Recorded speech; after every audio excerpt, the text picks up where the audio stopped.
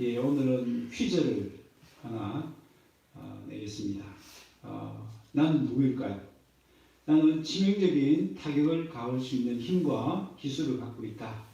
나는 죽이지 않고도 승리할 수 있다. 나는 가정과 교회와 국가를 파괴한다. 나는 수많은 사람의 인생을 파괴했다. 야, 나는 도대체 누굴까요? 사람은 아니고요. 예, 중상모략입니다. 예, 사실이 아닌데 마치 사실인 것처럼 꾸며 이야기하는 것이죠. 그런 중상모략이 나라와 가정과 교회까지도 파괴할 수 있고 또 실제로 많은 인생을 파괴했다라고 이야기합니다. 오늘 본문에 나오는 거짓 증언, 위증도 그와 마찬가지죠. 거짓 증거 때문에 한 사람의 소중한 인생이 망가지기도 하고요. 정말 귀한 생명을 잃어버리기도 합니다. 뮤지컬 배우였던 강은일 씨는 성추행 혐의로 1심에서 6개월 징역형을 받습니다. 그런데 나중에 피해 여성이 거짓 증언을 했다는 것이 밝혀져서 결국 2심에서는 무죄로 풀려났습니다. 그러나 무죄로 풀려나긴 했지만 이미 배우로서의 명성과 이미지는 큰 타격을 받았습니다.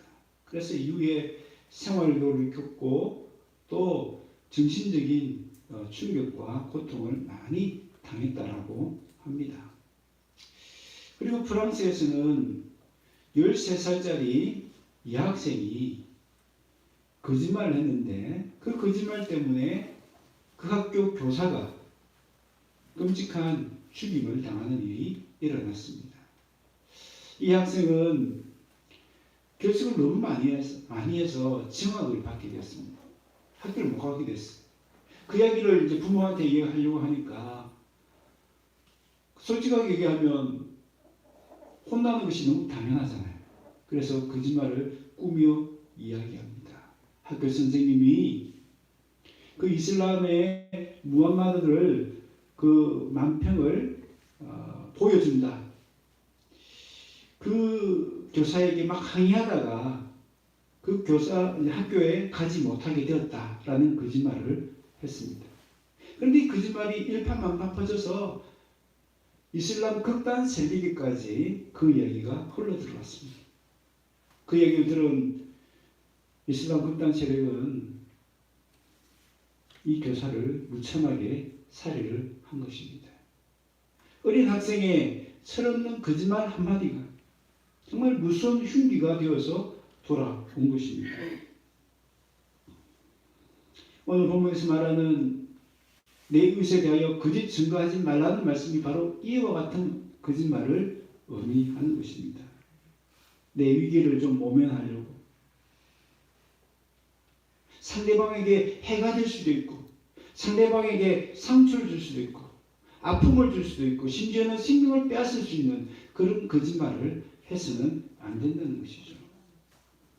자, 그렇다면 하나님은 왜 이 말씀을 우리에게 주셨을까요?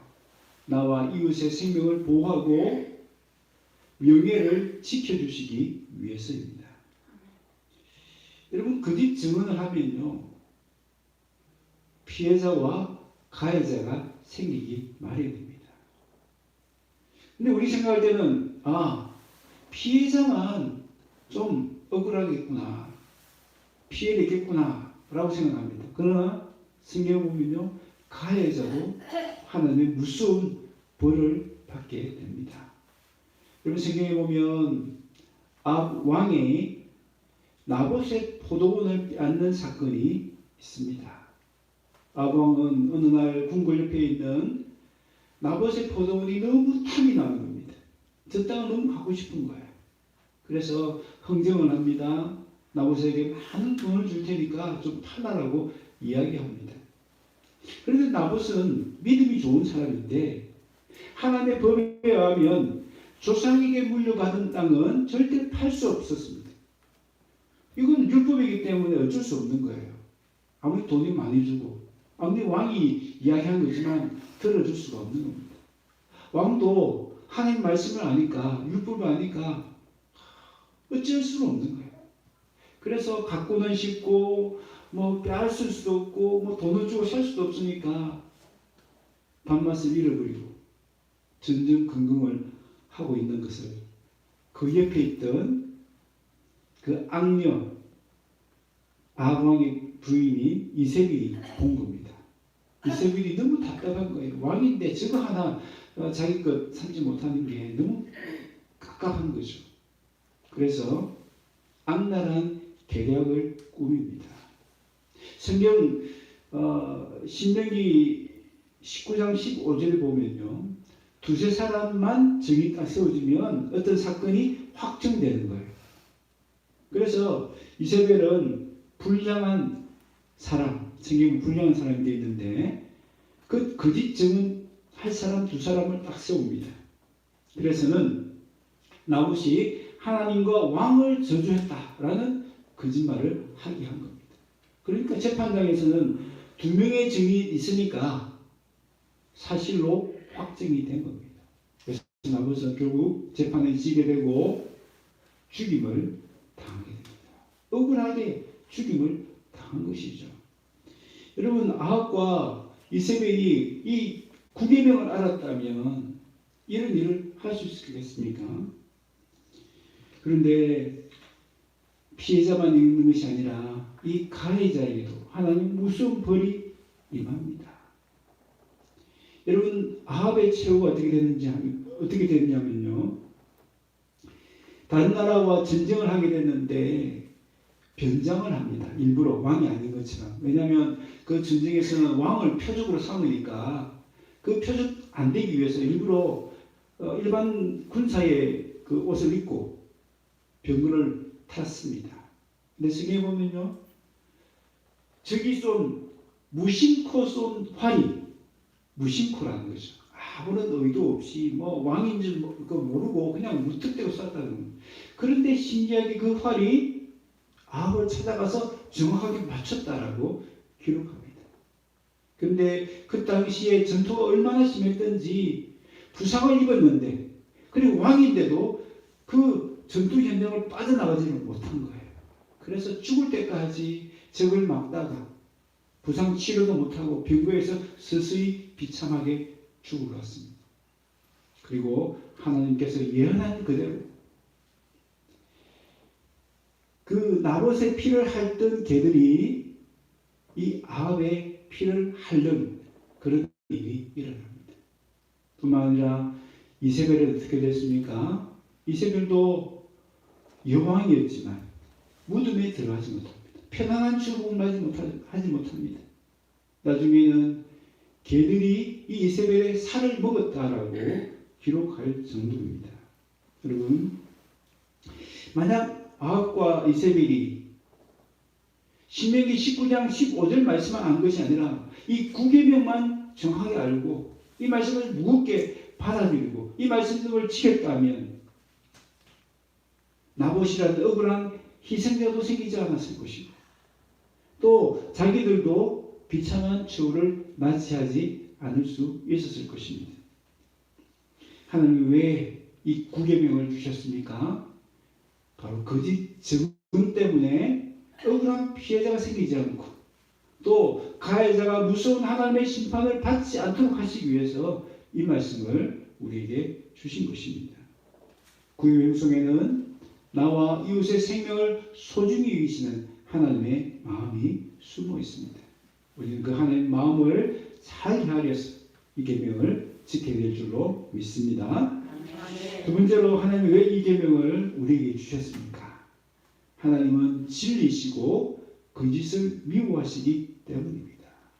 하나님의 성품이 진리신 거예요. 그러니까 거짓을 미워하시는 것이죠. 잠언 16장 19절을 보면 하나님께서 미워하시는 것 67가지가 있다라고 말씀하는데 그 가운데 19절을 보면 거짓을 말하는 망령된 증인을 미워하신다라고 말씀합니다. 얼마나 미워하시는가? 시편 101편 7편에 보면 속이는 자, 거짓말하는 자는 내 눈앞에서 머물지 못한다라고 말씀합니다. 쫓아내시겠다는 것이죠. 또 요한계시록 21장 8절에 보면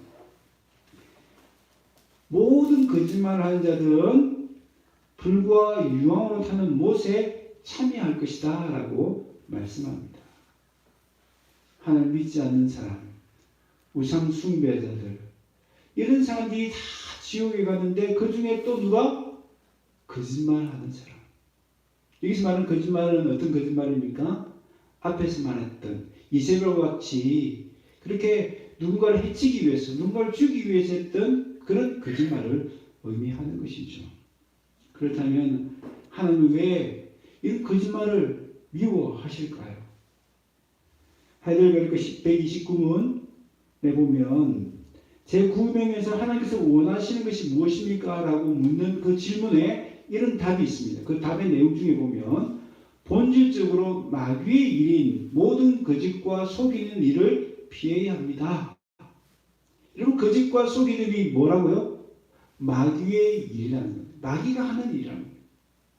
여러분, 마귀가 하는 일이 뭡니까? 바로 거짓과 그 속임수를 통해서 우리의 영혼을 도둑질하고 멸망시키는 것입니다. 요한복음 10장 10절 도둑이 오는 것은, 그럼 마귀가 오는 것은 도둑질하고 죽이고 멸망시키는 것뿐이요 라고 말씀합니다. 여러분, 마귀가 어떻게 우리를 넘어뜨린다고요? 거짓과 속임수로. 이 마귀는 얼마나 거짓말을 잘하는지요. 성경에 별명이 있습니다. 마귀의 별명이 뭡니까? 거짓의 아비. 여러분, 음악을 잘하는 사람, 음악의 아버지, 음악의 어머니라고 표현하잖아요. 마찬가지로 거짓말 너무 교묘하게 너무 잘하니까 이 마귀를 가리켜서 뭐라고요? 거짓의 아비라고 이렇게 별명을 부를 정도로 하는 겁니다. 마귀는 오늘도 온갖 거짓과 속임수로 사람들을 넘어뜨립니다.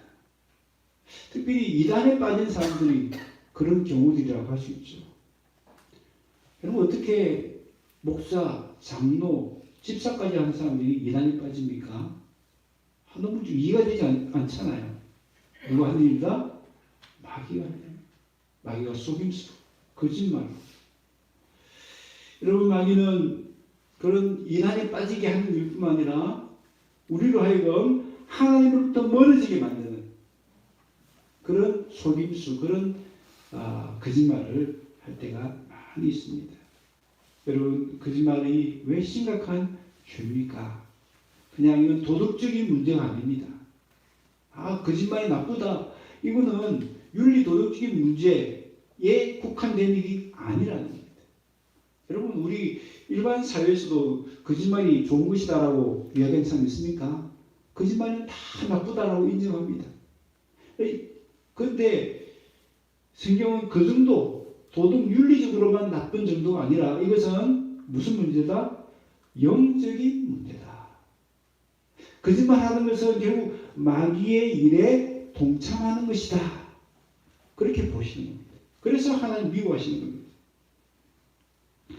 여러분, 우리 잘 아는 가룟 유다, 예수님은 판 사람 아닙니까?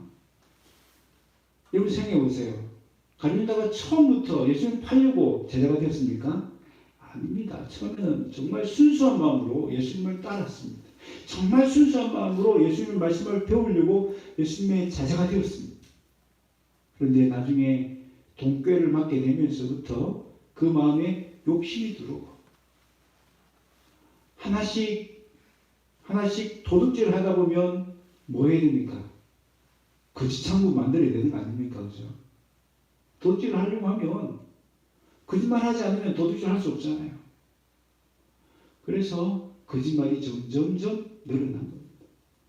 그냥 거짓말을 한두 번 하는 것이 문제가 아니고요. 거짓이 생활화되고 습관화되고 그러다 보니까 결국은 가룟 유다가 거짓의 사람이 되고 만 것이죠. 거짓 사람이 되어서 마귀의 일, 결국은 예수님을 파는 그 일에 쓰임받는 그런 비참한 인생이 되고 만 것입니다. 여러분, 가룟유다는 그냥 가룟유다이니까 그랬을 것이다 라고 할 수 없습니다. 누구든지 가룟유다가 될 수 있습니다. 왜요? 그 짓을 밥 먹듯이 하다가 거짓말이 잘못된 줄 모르고 점점 깊이 빠져들면 가룟유다처럼 거짓의 사람이 되어지고 마귀의 손아귀에서 붙잡혀서 마귀의 일을 하게 되는 사람이 될 수밖에 없는 거죠. 그래서 성경에 보면 가룟유다가 왜 가룟유다가 되었는가 그것을 알 수 있는 말씀이 나와요. 마태복음 15장 18절인데요. 입에서 나오는 것들은 마음에서 나오나니 이것이야말로 사람을 더럽게 한다라고 했습니다. 여러분, 가룟유다가 더럽혀졌어요.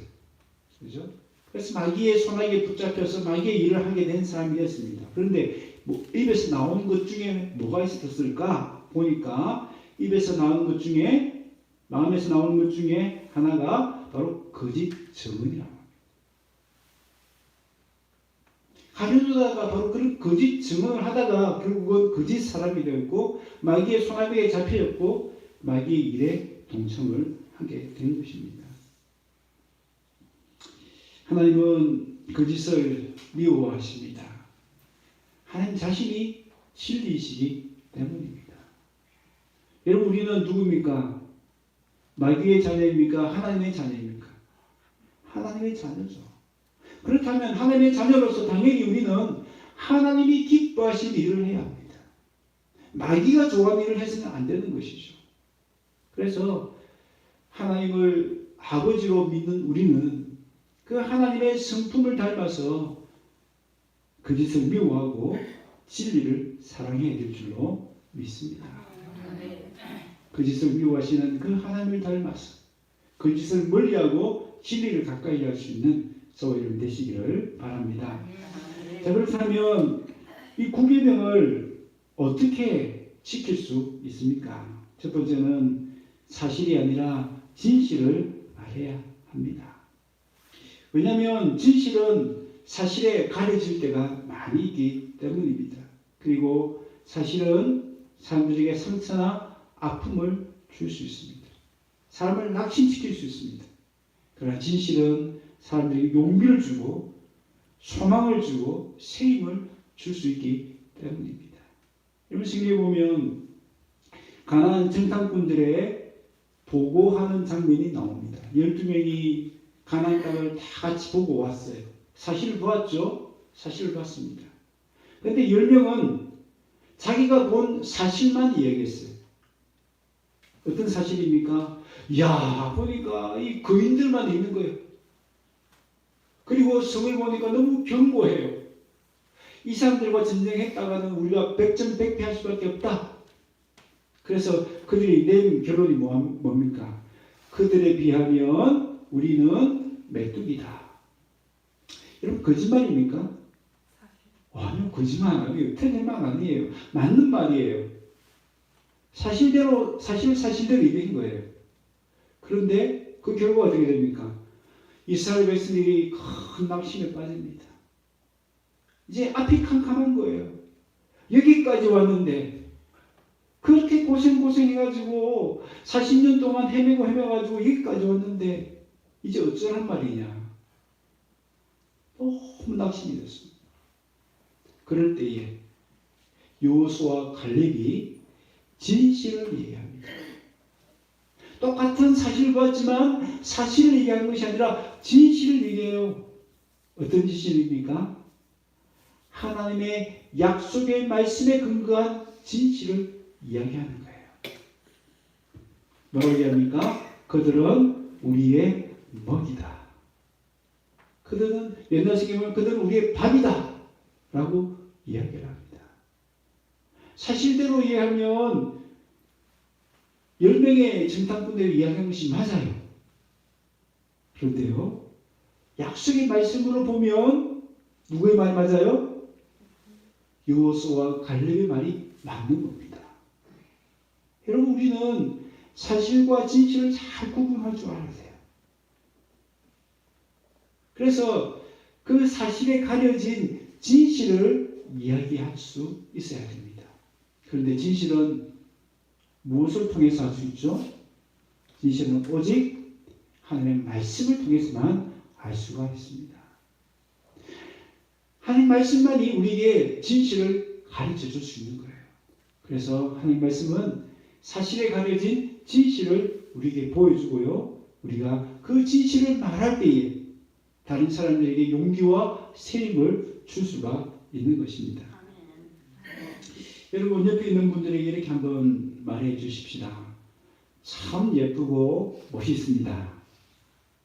옆에 있는 분들에게 한번 그렇게 얘기해 보세요. 참 예쁘고 멋있습니다. 여러분, 참말입니까? 거짓말, 목사님 그 거짓말 아니에요. 옆에 보니까 별로 안 예쁜 것 같은데, 별로 안 멋있는데, 이미 나이도 많고 이미 주름도 쭈글쭈글하고 뭐 예쁩니까? 뭐 예뻐.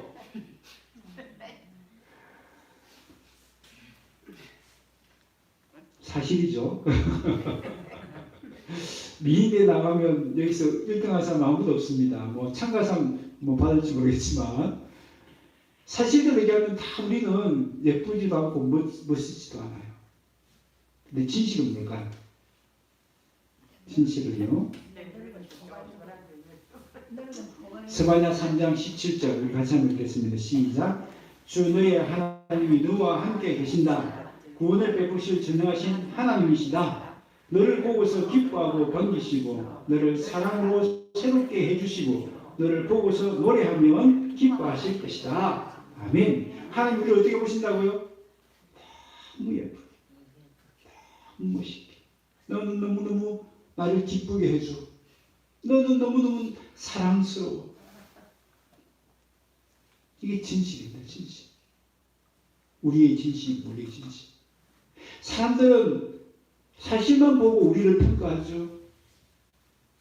나이 60 넘었으니까 이미 다 젊음 다 갔어. 넌 이제 뭐 할 수 있는 게 아무것도 없어. 그러나 진실은 뭘까요? 진실은 하나님이 우리를 어떻게 기쁘게 너무 사랑스럽게 보신다는 겁니다. 그래서 개역 개정에 보면 잠잠히 우리를 기뻐하신다고 해요. 잠잠히. 무슨 말입니까? 말로 표현할 수 없을 정도로 우리를 기뻐하신다는 거예요. 말문이 막히고 너무 우리를 보시면서 기뻐서. 여러분 생각해 보세요. 지금 이 말씀의 전후 문맥이 어떻게 됐냐면요. 지금 저로 말미암아 죽어가던 그들을 구원한 이후에 이 말씀을 한 거예요. 무슨 말입니까? 탕자의 비유로 생각해 보면요. 집 나간 자식이 이제 돌아온 거예요. 여러분 집 나간 자식이 돌아오면 어떻습니까? 그 자식이 성공해서 돌아왔든지 실패해서 돌아왔든지 살아서만 살아서 돌아온 것만으로도 부모는 너무너무 기쁜 거 아닌가요? 뭐 잘돼야만 기쁜가요? 죽은 줄 알았는데 살아서 돌아왔으니 그것만으로도 기쁜 거예요. 말할 수 없는 그 기쁨, 그 기쁨을 우리를 바라고 계신 겁니다. 여러분, 우리는 힘이 없어 못해. 이건 사실이죠. 힘이 없으면 할 수 없잖아요. 그러나 진실은 뭡니까? 진실은 하나님이 함께 하시면 할 수 있어. 내가 약한 것은 문제가 아닌데. 그런 거 아닙니까? 여러분 사실은요. 우리 교회는 너무 작고 너무 부족해요. 사실입니다. 그 사실로 얘기하는 거 틀린 것은 아니에요. 그러나 진실은 뭡니까? 아무리 작고 연약한 교회도 하나님이 함께 하시면 하나님께서 도와주시면 못할 일이 있다 없다? 없다. 그것이 진실입니다. 우리는 그 사실만 얘기해서는 안 돼요. 진실을 얘기해야 됩니다. 여러분 간혹 보면 우리 성도들끼리 신앙생활 잘 못하는 것 때문에 서로를 평가하거나 아이 그것밖에 못해라고 이야기하는 분들이 계세요. 뭐 사실을 사실대로 이해했으니까 틀린 건 아니에요. 아이 뭐 주일날 빠지고 기도 열심히 안 하고 헌금생활 잘 못하고 뭐 사실을 사실대로 얘기하면 틀린 건 아니지만 그렇다고 사실을 얘기하면 어떻게 될까요? 상처가 되죠. 아픔이 됩니다. 그럴 때 어떻게 해야 됩니까? 진실을 얘기해야 돼요. 진실. 성경의 진실은 뭐라고 얘기합니까? 우리를 가리켜서 그리스도 안에 있으면 우리는 새로운 피조물이다 라고 말씀합니다. 지금은 비록 잘 못하지만 여전히 그리스도 안에 있기만 하면 우리는 새로운 피조물이라는 겁니다. 하나님 우리에게 날마다 새로운 기회를 주신다는 뜻입니다. 무슨 말입니까? 누가 흔히 얘기하는 것처럼 우리는 아직도 공사 중이라는 뜻입니다. 아직도 공사 중입니다. 신앙생활은 이것밖에 안 돼 라고 평가하고 끝낼 일이 아니라는 겁니다. 하나님이 토기장에 계셔서 우리를 빚어가고 계시기 때문에 언젠가 믿음의 장성한 분량에까지 자라게 하실 분이 누구다? 내가 아니라 하나님입니다. 하나님이 하십니다.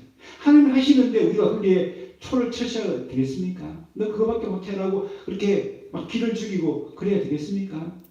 아니죠. 사실이 아니라 진실을 얘기해 줘야 됩니다. 너도 잘할 수 있어. 너도 잘할 수 있어. 여러분 눈에 보이는 거 보면 사실만 말할 수밖에 없습니다. 그러나 말씀을 통해서 보면 우리 진실을 볼 수 있고 진실을 말할 수 있습니다. 이제는 말씀에 안경을 끼고 바라보십시다. 말씀에 안경을 끼고 나를 보시고 말씀에 안경을 끼고 세상을 바라보시고 그래서 사실만 보고 기죽고 야 나는 메뚜기다 저들에 비하면 메뚜기다 그렇게 기죽고 낙심할 것이 아니라 하나님 말씀을 통해서 진실을 보고 야 저들은 내 먹잇감이다 그렇게 말할 수 있는 저희 여러분 되시기를 바랍니다. 두 번째로 이 말씀을 어떻게 지킬 수 있습니까? 진리를 증거해야 합니다.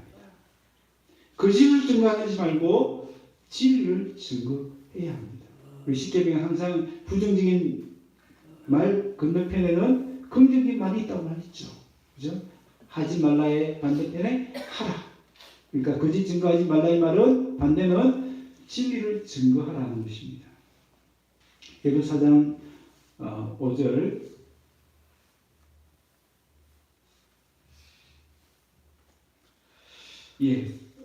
제가 읽어드리겠습니다. 에베소 4장 5절 그런즉 거짓을 버리고 각각 그 이웃과 더불어 참된 것을 말하라. 이는 우리가 서로 지체가 됩니다. 거짓을 버리고 참된 것을 말하라. 여러분 참된 진리가 생명을 살릴 수 있기 때문입니다. 이 세상에는 마귀가 심어놓은 거짓말들이 얼마나 많은지 모릅니다. 그 거짓말 때문에 영혼이 파괴되어지고 멸망의 길로 달려가는 사람들이 얼마나 많은지 모릅니다. 그 사단은 뭐라고 이야기합니까? 돈이면 뭐든지 할 수 있어. 돈이 최고야 라고 이야기합니다. 그러나 돈으로 가정이 파괴되고 돈 때문에 파멸에 이른 인생들이 얼마나 많은지 모릅니다. 죽으면 끝이야. 천국은 없어. 지옥은 없어. 이런 거짓말, 그 사단의 거짓말 속으면 어떻게 될까요? 교회에 올 수가 없죠. 예수님을 믿을 수가 없습니다. 여러분, 사단은 우리는 참된 진리를 왜곡하고 또 이 참된 진리를 발견하지 못하도록 우리를 속이고 그래서 우리를 지옥으로 끌고 가고 있는 것입니다. 또한 잘못된 가치관과 세계관을 우리에게 심어줘서 하나님 진리의 말씀대로 살아가지 못하도록 방해하는 일들을 하고 있습니다. 여러분 이럴 때에 진리를 아는 우리가 진리를 증거해야 합니다. 여러분 성경에 보면요 거짓 증언을 한 사람에게만 하나님이 벌을 주시지 않고요 참된 진리를 말하지 않은 사람에게도 책임을 묻는 것을 볼 수 있습니다. 그것이 에스겔서 3장 18절인데요. 같이 한번 읽겠습니다. 시작. 가령 내가 악인에게 말하기를 너는 꼭 죽으리라 할 때에 내가 깨우치지 아니하거나 말로 악인에게 일러서 그의 악한 길을 떠나 생명을 구원하게 하지 아니하면 그 악인은 그의 죄악 중에서 죽으려니와 내가 그의 피값을 누구의 손에서 지기를 말하지 않는 사람에게, 죽음의 길로 가는 사람에게 야 그로 가면 죽어 라고 이야기하지 않는 사람에게 피값을 묻겠다라고 말씀하십니다. 하나님은 거짓 증거하는 자만 책망하시지 않고요, 참된 진리를 증거하지 않는 사람에게도 책망을 하십니다. 우리 앞서간 많은 믿음의 선배들은 목숨을 걸고 이 진리를 선포했습니다. 목숨 걸고 진리를 선포했기 때문에 많은 영혼이 살아났고 우리도 이 자리에 있는 줄로 믿습니다. 여러분, 우리도 보고 들은 것을 말하지 아니할 수 없습니다. 이미 본 것, 증인으로서의 책임을 오늘 우리가 감당해야 할 것입니다. 그러면 어떻게 진리를 말하고 눈에 보이는 사실이 아니라 진실을 말할 수 있겠습니까? 우리 심령에 말씀이 가득해야 될 줄로 믿습니다. 말씀만이 우리를 사실이 아니라 진실 앞에 서게 만들고요, 말씀만이 우리에게 거짓이 아니라 진리를 선포할 수 있는 힘을 주시기 때문입니다.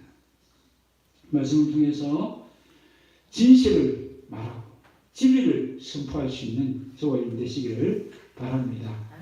말씀을 맺습니다. 하나님, 우리가 단지 거짓말을 조금 자제하고 거짓말하지 않으려고 노력하는 것을 원하시지 않습니다. 어디까지요? 우리가 하나님의 성품을 닮아서 진리를 사랑하고 거짓을 미워하는 데까지 나아가기를 원하십니다.